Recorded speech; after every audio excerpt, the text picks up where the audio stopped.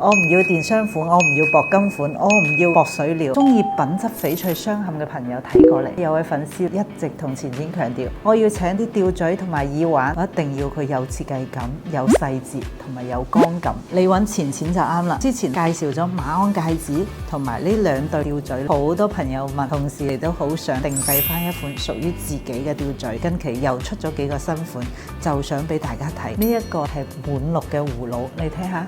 好有種水，同埋個顏色咧好均勻，戴起嚟咧係好有質感，好高貴。仲有呢款就平安扣種水大綠大大嘅耳環，呢種嘅耳環嘅設計，大家一定要睇細節，逐粒嘅天瑤南飛鑽嘅一排鑲，同埋核心金質感，唔係話嗰啲薄金輕飄飄嘅感覺。呢款就係一個新鑲嵌無事牌，呢款無事牌係專門設計嚟日常戴嘅，因為呢個綠咧好陽，好有質感，呢種戴上身你嘅貴氣感咧就馬上上升。仲有一對豪雙無事牌吊墜，如果你出席一啲重要嘅場合同埋宴會，佢都係非常之搭配。呢啲吊墜，我希望大家請翻嚟嘅翡翠可以適用更多嘅場合戴。如果你都中意一啲品質日常佩戴款嘅滿綠翡翠，不妨同錢錢交流一下，關注我買翡翠唔踩坑。